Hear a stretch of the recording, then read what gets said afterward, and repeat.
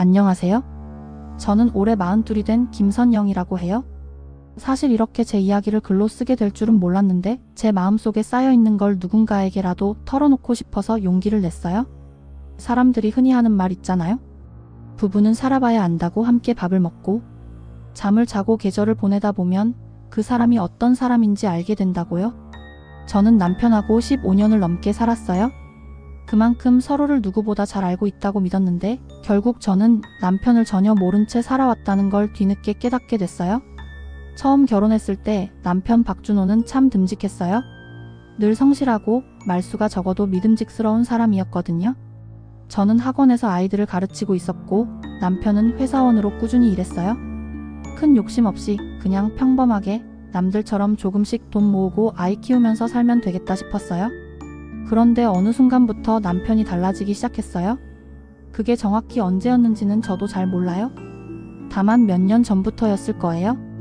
처음엔 피곤해서 그런가 했는데 시간이 갈수록 저를 대하는 눈빛이 차갑게 변했어요.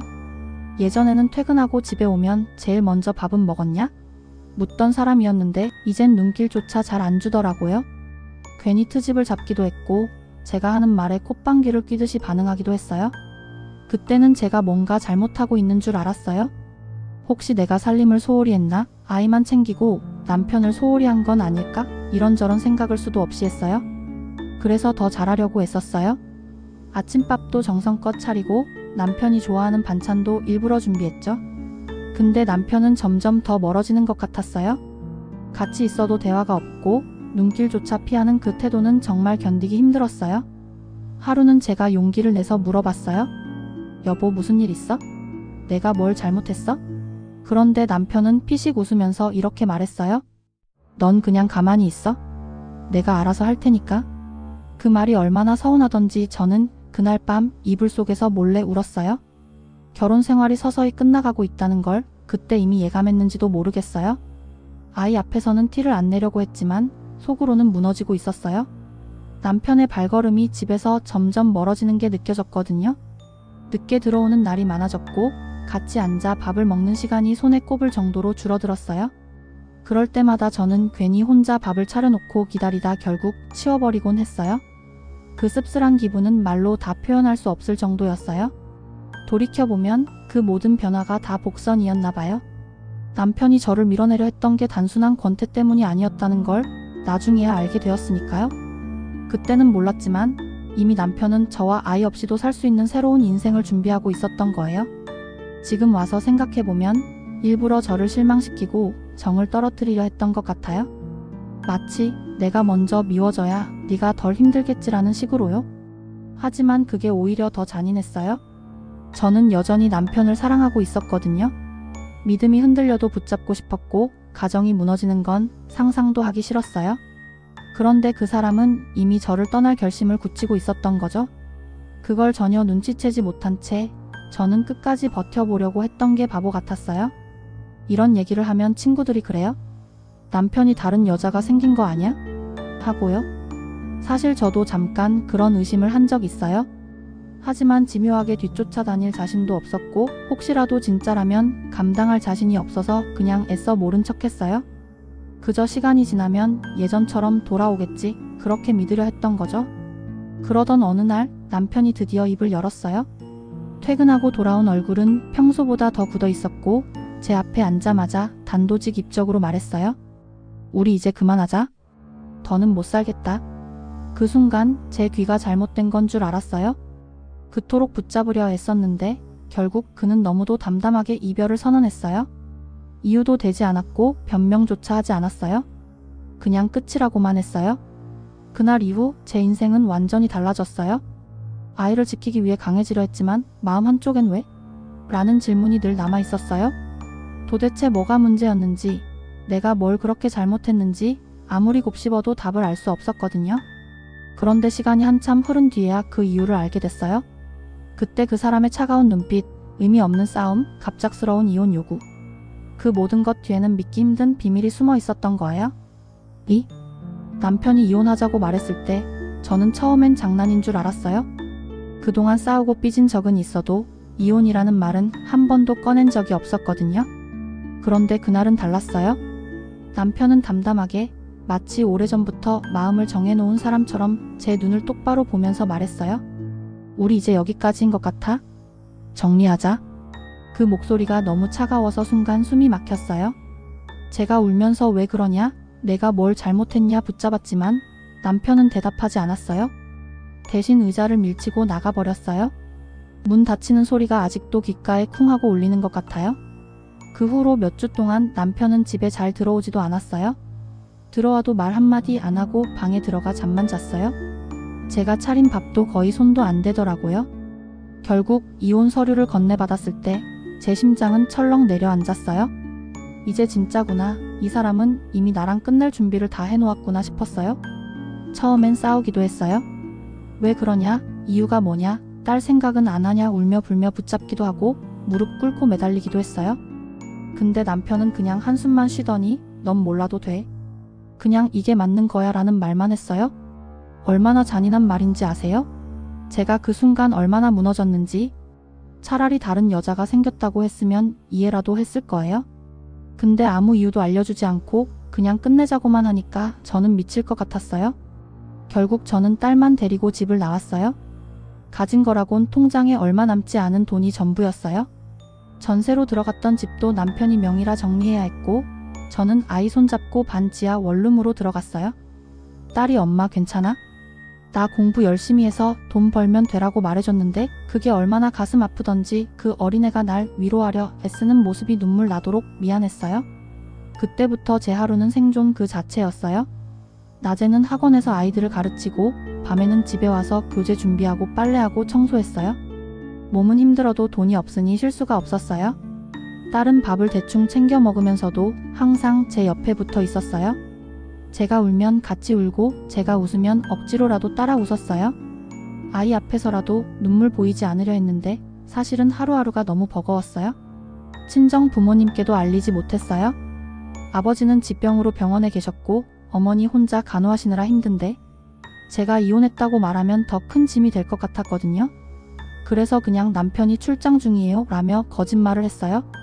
그 거짓말을 몇 달이나 반복하다 보니 나중엔 제 자신이 더 초라해졌어요.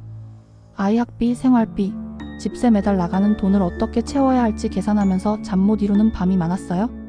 그런 저를 보면서 동네 친구가 그러더라고요. 너 아직도 남편 기다리는 거 아니지? 세상에 그런 놈은 빨리 잊어야 돼. 맞는 말이었지만 제 마음은 그렇게 단순하지 않았어요. 남편이 왜 그렇게 달라졌는지, 왜 끝내 나를 버렸는지 그 이유가 너무 알고 싶었거든요. 이혼하고 몇 년이 지났지만 저는 여전히 남편의 뒷모습이 잊히지 않았어요. 그날 아무 이유도 말하지 않고 등을 돌려 떠나던 모습이요. 그냥 마음이 식어서 떠난 건지 아니면 제가 모르는 무슨 사정이 있었던 건지 수없이 머릿속에서 되뇌었어요. 어쩌면 저는 그때부터 이미 남편이 다른 인생을 살고 있다는 걸 직감하고 있었는지도 몰라요. 하지만 끝까지 믿고 싶지 않았어요. 제가 사랑했던 사람, 제가 함께 늙어갈 거라 믿었던 사람이 그렇게 잔인할 리 없다고 스스로를 속였던 거죠. 하지만 그 모든 건 나중에 밝혀진 진실 앞에서 너무도 허망한 착각에 불과했어요. 남편은 단순히 저와 권태를 느껴서 떠난 게 아니었어요. 제가 상상도 하지 못했던 비밀을 숨기고 있었던 거예요. 그 사실을 알게 된 건 우리가 헤어진 지 꽤 오랜 시간이 흐른 뒤였어요. 그리고 저는 그때 다시 한번 무너질 수밖에 없었어요. 3. 이혼하고 몇 년은 정말 죽을 힘을 다해 버텼어요.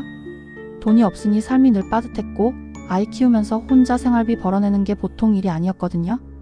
그래도 시간이 지나니까 조금씩 적응이 됐어요. 딸은 대학에 들어가고 저는 동네에서 작은 공부방을 열었어요. 생활은 여전히 빠듯했지만 적어도 살아간다는 감각은 되찾을 수 있었죠. 그런데 인생이란 게 참 묘하더라고요. 잊고 있던 상처를 어느 날 불쑥 다시 건드려버리는 순간이 찾아왔어요. 그날은 주말이었어요. 친구가 이사했다면서 집들이에 오라고 했어요. 오랜만에 웃을 일이 생겼다 싶어 케이크 하나 사들고 찾아갔죠. 친구네는 신축 고급 아파트 단지에 입주했는데 들어가는 순간부터 압도당했어요. 대리석 바닥, 반짝이는 조명, 경비원까지 저 같은 사람은 쉽게 발도 못 들릴 것 같은 공간이었어요. 엘리베이터 앞에서 친구를 기다리는데 저 멀리선 아직은 실루엣이 보였어요. 처음엔 착각인 줄 알았어요. 그런데 점점 가까워지면서 그 사람이 누구인지 확신할 수 있었죠. 제 전 시어머니 윤말순 씨였어요. 순간 심장이 멎는 줄 알았어요. 원래라면 평범한 원룸이나 작은 아파트에서 혼자 지내셔야 정상일 텐데 어쩌다 이런 호화로운 단지에 살고 있는 건지 이해가 안 됐어요. 더 이상한 건 그 옆에 서 있던 남자였어요. 깔끔한 정장을 입고 어디서 많이 본 체격과 걸음걸이. 저는 두 눈을 의심했어요. 그 사람은 바로 제 전 남편 박준호였어요. 설마라는 말이 저절로 튀어나왔어요. 그는 죽은 것도 아니고 해외로 떠난 것도 아니고 바로 이곳에서 떵떵거리며 살고 있었던 거예요. 제 눈앞에서 시어머니와 다정하게 대화를 나누며 고급 승용차에 짐을 싣고 있었죠. 그 순간 제 다리가 후들거려서 주저앉을 뻔했어요. 분명 저와 이혼할 때는 한 푼도 없는 사람처럼 굴었거든요. 제가 아이 데리고 반 지하로 들어가 발을 동동 굴리며 하루하루를 버틸 때 그 사람은 이렇게 호화로운 삶을 누리고 있었다는 거잖아요. 심장이 두근거려서 숨이 가빠졌어요. 그런데 더 끔찍한 건 따로 있었어요. 준호가 시어머니와 나란히 걷다가 저 멀리서 다가오는 여자를 향해 미소를 지은 순간이었어요. 긴 머리를 말쑥하게 묶고 고급 명품 가방을 든 여자였는데 자연스럽게 준호 옆에 서더니 그의 팔짱을 낀 거예요. 그 장면을 보는 순간 머릿속이 하얘졌어요. 저는 아직도 이혼 사유를 몰라 헤매고 있었는데 그 사람은 이미 새 삶을 시작한 거예요. 시어머니까지 함께, 그리고 새 여자까지 들여서요. 너무 어이가 없어서 숨을 참으며 멀리서 지켜만 봤어요.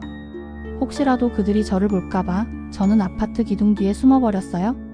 손에 들고 있던 케이크 박스가 덜덜 떨려서 바닥에 떨어질 뻔했어요. 그 여자는 다정하게 웃으면서 오늘 저녁은 제가 준비할게요 라고 말했어요.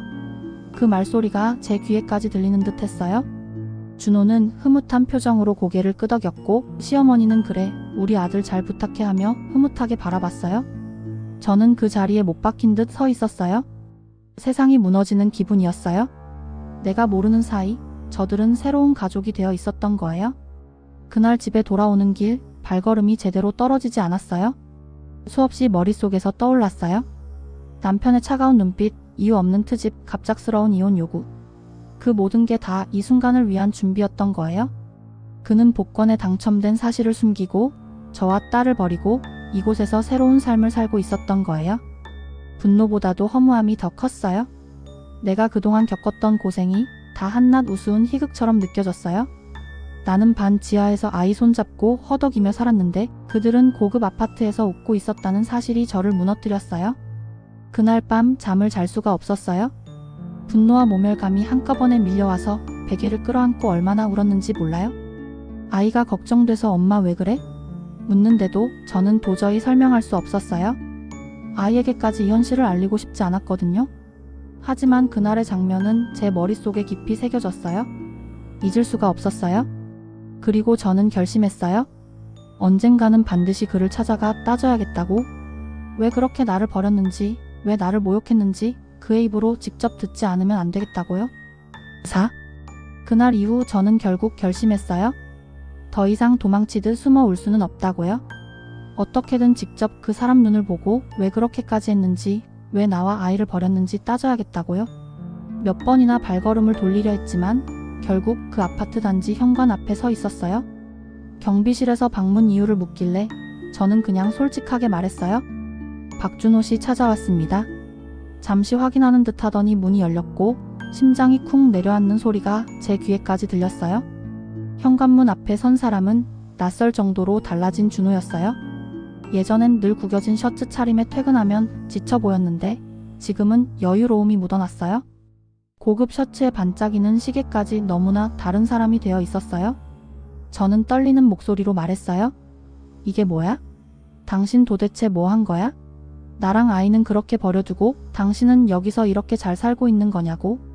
그는 놀라지도 않았어요. 오히려 시큰둥한 표정으로 팔짱을 끼며 말했어요. 그래서 뭐? 지금 와서 왜 찾아왔어? 결국 돈 때문 아니야? 살기 힘드니까 나한테 뭐라도 뜯어내려는 거지. 그 말에 제 눈앞이 아찔했어요. 저는 애써 목소리를 높였어요. 돈 때문이 아니야. 내가 뭘 잘못했는지, 왜 그렇게 날 버렸는지 최소한 이유라도 말해야 할 거 아니야? 그때 안쪽에서 시어머니가 나왔어요. 윤말순 씨, 예전 시어머니였던 그분은 저를 보자마자 인상을 찌푸렸어요. 선영아, 이게 뭐 하는 짓이니? 이미 끝난 사이인데 언제까지 붙잡고 살래? 준호도 이제 자기 삶이 있는데 내가 왜 찾아와서 난리를 치니? 그 말에 피가 거꾸로 솟는 기분이었어요. 난리? 내가 난리를 치는 거예요? 이 사람이 아무 이유도 없이 나랑 아이를 버렸는데 그게 난리가 아니라면 뭐예요? 아이 생각은 해봤어요? 그 순간 안쪽에서 발소리가 또 들려왔어요. 여자가 하나 걸어 나왔는데 바로 제가 멀리서 봤던 그 여자였어요. 현처 서미라. 그녀는 제 모습을 보더니 의미심장한 미소를 지으며 말했어요. 아, 이분이 전 부인이시구나? 얘기 많이 들었어요? 그 말이 얼마나 얄밉던지요. 그녀는 준호 옆으로 다가와 자연스럽게 팔짱을 꼈어요. 그리고는 제게 시선을 고정한 채 능청스럽게 말을 이어갔어요. 여기까지 오실 줄은 몰랐네요. 아직도 미련이 남으신 건가요? 저라면 이렇게까지 안 했을 텐데. 제 손이 떨리기 시작했어요. 모멸감에 얼굴이 달아올랐고 숨조차 막히는 것 같았어요. 그런데 준호는 그 모습을 보고도 전혀 미안해하지 않았어요. 오히려 콧방귀를 뀌듯 말했어요. 됐어. 내가 힘들어 보여서 계좌 하나 열어줬어. 생활비 정도는 보낼 거니까 그걸로 정리해. 하지만 이게 마지막이야. 다시는 여기 오지 마. 연락도 하지 마. 우리 삶에 끼어들지 마. 그 순간 제 휴대폰으로 메시지가 들어왔어요.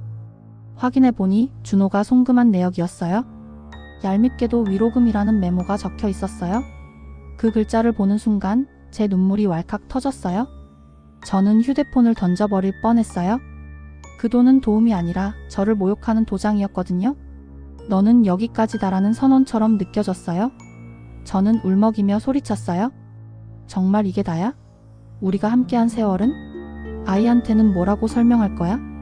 하지만 준호는 고개를 돌리며 차갑게 말했어요. 그건 네가 알아서 해. 난 이제 상관없어. 그 말은 제 심장을 도려내는 칼 같았어요. 저는 더는 말이 나오지 않았고 눈물이 앞을 가려 그대로 뛰쳐나올 수밖에 없었어요. 엘리베이터에 몸을 싣는 순간 다리가 풀려 주저앉을 뻔했어요. 고급 아파트의 반짝이는 조명이 제 눈에는 지옥불처럼 느껴졌어요.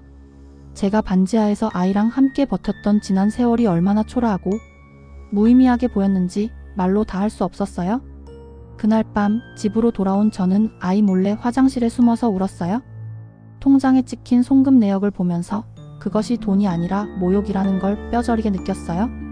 그날의 기억은 제 인생에서 가장 수치스럽고도 잊을 수 없는 순간이었어요. 그들은 저를 짓밟았고 저는 아무 힘도 없이 무너졌어요.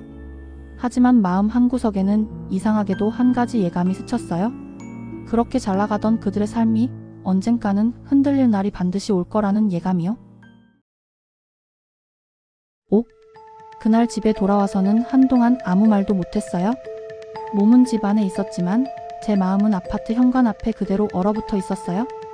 눈앞에서 전 남편과 그 여자가 나란히 서 있던 모습, 그리고 제 휴대폰에 찍힌 위로금이라는 두 글자가 머릿속에서 계속 떠나질 않았어요. 화장실에 숨어서 펑펑 울고 난 뒤에도 마음은 도무지 진정되지 않았어요.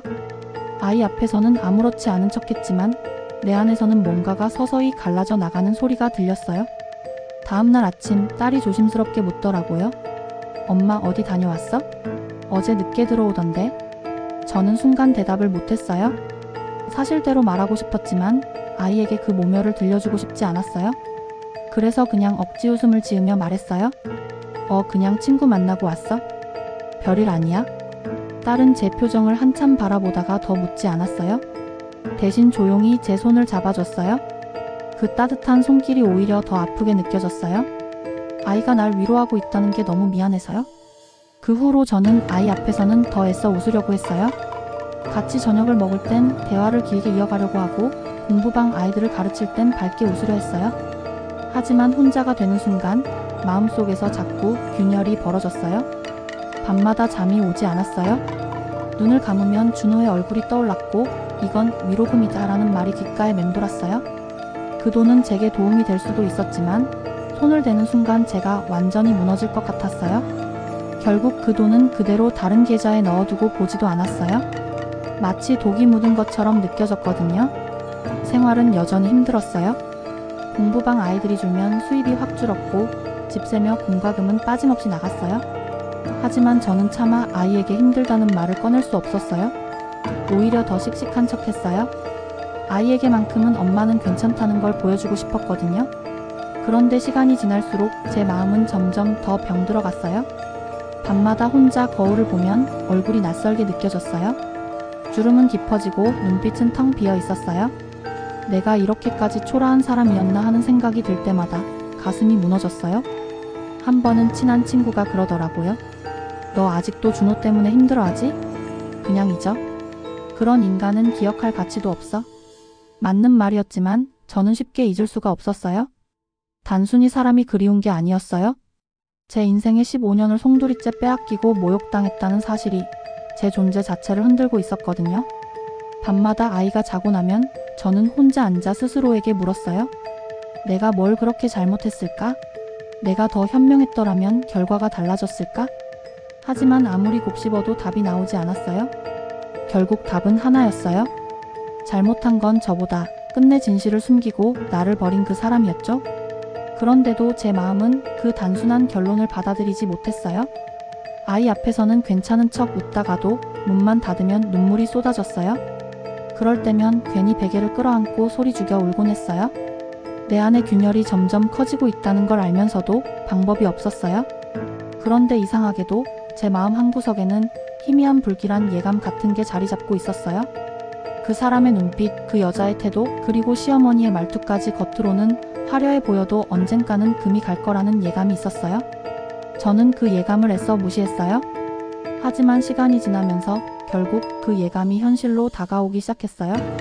6. 시간이 흘러도 제 마음은 쉽게 회복되지 않았어요. 겉으로는 평범하게 아이를 챙기고 공부방을 운영하며 살아갔지만 제 안쪽은 늘 허전하고 무거웠어요. 남편과 시어머니, 그리고 그 여자 앞에서 모욕당한 그날의 기억은 여전히 생생했어요.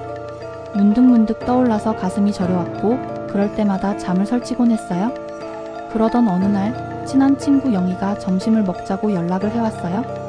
별일 아닌 듯 만났는데 식사를 하다가 그녀가 저를 똑바로 바라보며 말을 꺼냈어요. 선영아, 혹시 박준호 얘기 들었어? 그 이름이 나오자 손에 쥐고 있던 젓가락이 덜컥 떨어질 뻔했어요. 일부러 잊고 살려고 애쓰던 이름이었는데 갑자기 듣게 되니까 심장이 철렁 내려앉았어요. 저는 애써 태어난 척 웃으면서 대답했어요. 아니, 무슨 일 있어? 영희가 잠시 망설이다가 낮은 목소리로 말했어요. 그 사람이 복권에 당첨됐었다더라. 그래서 그 돈으로 사업을 시작했대. 처음엔 잘 되는 것처럼 보였는데 요즘은 상황이 많이 안 좋대. 순간 머릿속이 하얘졌어요. 복권 당첨. 그 두 글자가 제 가슴을 후벼 팠어요. 이제야 모든 게 이해됐어요. 이유 없는 냉담, 갑작스러운 이혼, 그리고 고급 아파트와 새 여자까지. 제가 몰랐던 모든 비밀의 열쇠가 거기에 있었던 거예요. 저는 그 자리에서 아무 말도 못했어요. 밥맛이 싹 달아나서 숟가락을 내려놓았는데 영희는 제 표정을 살피며 말을 이어갔어요.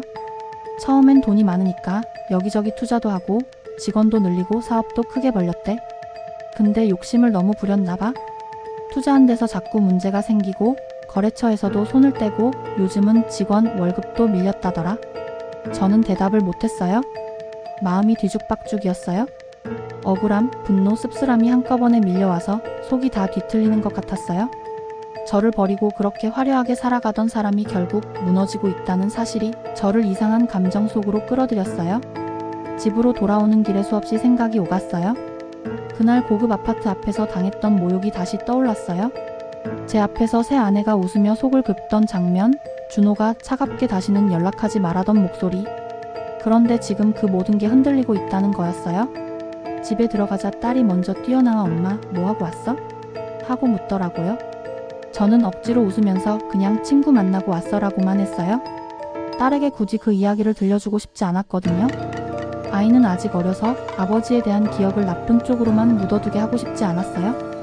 밤이 되자 도무지 잠이 오지 않았어요. 눈을 감으면 준호의 얼굴이 떠올랐어요. 예전처럼 자신만만하던 그 표정이 아니라 소문대로라면 이제는 초조하고 불안한 얼굴일 거라는 생각이 들었어요. 그 사람은 지금 어떤 모습일까? 혹시 혼자 술에 취해 앉아 있지는 않을까? 그렇게 상상하는 동안 제 안에 묘한 감정이 일렁였어요. 한때는 저를 철저히 짓밟던 사람이 이제는 흔들리는 처지가 되었다는 사실이 이상하게도 숨을 좀 쉬게 만들었어요. 제가 받은 고통이 단순한 희생으로 끝나지 않는다는 걸 확인한 듯한 기분이었어요. 하지만 또 한편으론 두려움도 있었어요. 사람이 무너져가는 걸 보는 게 단순히 남의 일 같지 않았어요. 저 역시 한때 그 사람과 함께였고 제 인생에 긴 시간을 걸었던 사람이었으니까요. 그 사람의 몰락은 제 과거의 그림자이기도 했어요. 결국 저는 결심했어요. 소문만 듣고는 끝낼 수 없다는 생각이 들었어요. 직접 눈으로 보고 싶었어요. 그가 어떻게 살고 있는지, 정말 무너져가고 있는지 제 두 눈으로 확인하고 싶었어요. 그래야 제 안에 남은 응어리를 정리할 수 있을 것 같았어요. 7. 친구에게서 준호 사업이 기울고 있다는 얘기를 들은 뒤로 저는 마음이 뒤숭숭했어요. 한편으로는 그럴 줄 알았다는 생각이 들었고 또 한편으로는 직접 확인하지 않고는 믿기지 않았어요. 그래서인지 괜히 눈길이 가는 곳마다 준호의 흔적을 찾게 되더라고요. 그러던 어느 날이었어요. 공부방 수업을 마치고 집으로 돌아오는 길가 포장마차 앞에서 웅성거림이 들렸어요. 무심코 고개를 돌렸는데 거기 앉아 술잔을 기울이는 남자의 뒷모습이 눈에 들어왔어요. 허리가 구부정하고 구두는 달아해졌고 어깨는 축 늘어져 있었어요. 저는 본능적으로 알아봤어요. 그게 바로 준호였어요. 그 순간 가슴이 철렁했어요. 제가 알던 그 사람은 언제나 고개를 빳빳이 들고 뭐든 다 가진 듯한 얼굴을 하고 있었거든요. 그런데 그날 제 눈앞에 있는 준호는 세상에 기댈 곳 하나 없는 사람처럼 보였어요. 술에 절은 얼굴로 괴로운 듯 중얼거리다가 결국 테이블에 머리를 떨구며 잠들어 버리더라고요. 그 모습이 너무 낯설었어요. 며칠 뒤 또 다른 얘기를 들었어요. 동네에서 가끔 만나는 지인이 그러더라고요. 그 사람 안에 있잖아. 그 여자도 결국 힘들게 살고 있다더라. 사업 잘 될 때는 명품 들고 다니며 으스대더니 남편 사업 무너지고 나니까 같이 휘말렸대. 빚 독촉에도 시달리고 친정에서도 등을 돌려서 지금은 겨우겨우 버티고 있대. 순간 마음이 복잡했어요. 한때 제 앞에서 당당하게 웃으며 속을 긋던 그 여자의 얼굴이 떠올랐어요. 아직도 미련이 남으셨어요? 라고 비아냥대던 목소리까지. 그런데 지금은 그 말 한마디가 부메랑처럼 돌아간 셈이었어요. 화려했던 웃음 뒤에 결국 남겨진 건 허무와 고통뿐이라는 얘기를 들으니 묘한 감정이 들었어요. 그리고 시어머니 이야기도 들려왔어요. 아들이 몰락하면서 함께 살던 집을 정리해야 했고 건강까지 악화돼 요양병원에 들어갔다더라고요. 그 얘기를 듣는 순간 마음이 쓰리면서도 어쩐지 모든 게 제자리를 찾아가는 것처럼 느껴졌어요. 며칠 후 버스 정류장에서 또 준호를 보게 됐어요. 예전 같았으면 절대 대중교통 따위는 타지 않았을 사람이었는데 그날은 구겨진 코트를 입고 추위에 떨면서 앉아 있었어요. 지나가는 사람들이 수군거리며 쳐다봤지만 그는 그 시선을 피할 힘조차 없어 보였어요. 저는 멀리서 그 모습을 지켜봤어요. 한때는 제가 사랑했던 사람이고 제 인생의 긴 시간을 함께한 사람이었는데 이제는 이렇게 초라하게 무너져 있더라고요. 마음 한구석이 이상하게 저릿했어요. 하지만 동시에 깨달았어요. 결국 그가 만든 선택들이 지금의 그를 만든 거라는 걸요. 그리고 그 옆에는 아무도 없었어요. 시어머니도 새 아내도. 화려한 웃음과 따뜻한 팔짱은 다 사라지고 남은 건 혼자 술에 취해 흔들리는 그림자뿐이었어요. 집에 돌아오면서 저는 혼자 속삭였어요. 세상은 결국 빼앗고 숨기고 속이는 사람 편만 드는 건 아니구나. 그날 이후 저는 더 이상 그들의 소식에 흔들리지 않으려고 했어요. 내 눈으로 직접 확인했으니 이제 충분하다고 스스로에게 말했어요. 그리고 제 안에 오래도록 남아있던 무거운 돌덩이가 조금은 내려앉는 것 같았어요. 8. 준호의 몰락을 여러 번 우연히 목격한 뒤로 제 마음은 조금씩 정리되기 시작했어요. 처음에는 믿기지도 않았고 괜히 저 스스로 안도하는 것 같아 부끄럽기도 했어요. 하지만 시간이 지나면서 그건 제 삶을 새로 시작하기 위한 과정이라는 걸 알게 됐어요. 며칠 전 일이었어요. 딸과 함께 장을 보러 갔다가 길 건너편에서 낯익은 사람이 보였어요. 술집 앞에서 휘청거리며 담배를 붙이려 애쓰던 남자였는데 바로 준호였어요. 구겨진 외투의 초라한 몰골, 주머니를 뒤적이면서도 제대로 불도 못 붙이고 있더라고요. 한때는 저를 돈으로 깔아뭉개던 사람이었는데 이제는 길가에서 사람들의 눈길을 피하지도 못하고 있구나 싶었어요. 저는 아이 손을 꼭 잡았어요. 혹시라도 그가 고개를 들어 우리를 볼까봐 걸음을 재촉했어요. 뒤돌아볼 용기도 그럴 이유도 없었어요. 그냥 스쳐 지나가는 낯선 사람처럼 두고 싶었어요. 그날 밤 아이가 제게 물었어요. 엄마, 왜 그렇게 손을 세게 잡았어? 무슨 일 있었어? 저는 잠시 망설이다가 고개를 저었어요. 아니야. 그냥 우리 길 잃지 말자 싶어서. 그 대답을 내뱉는 순간 제 안에서 무언가가 확실히 끝났다는 걸 느꼈어요. 예전 같았으면 그 사람을 향한 분노와 미련 때문에 잠도 못 이루고 뒤척였을 거예요. 하지만 지금은 달랐어요. 이제는 그 사람을 굳이 만나서 따지지 않아도 된다는 걸, 직접 마주하지 않아도 이미 충분히 답을 얻었다는 걸 알았어요. 사람들이 또 소문을 전해줬어요. 준호의 사업은 결국 완전히 문을 닫았다고요. 새 아내였던 섬이라도 더 이상 버티지 못하고 흩어져 살고 있다고 했어요. 화려하게 웃던 모습은 사라지고 친정에서도 등을 돌려 외롭게 지낸다는 얘기까지 들려왔어요.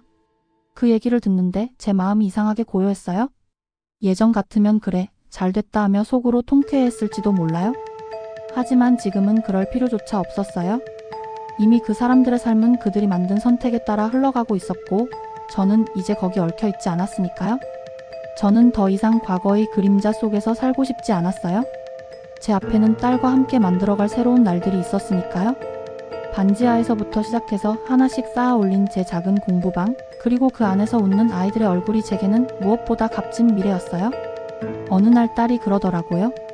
엄마, 이제 우리도 새 집으로 이사 가자. 햇빛 잘 드는 집에서 살고 싶어. 그 말을 듣는 순간 제 눈가가 뜨거워졌어요.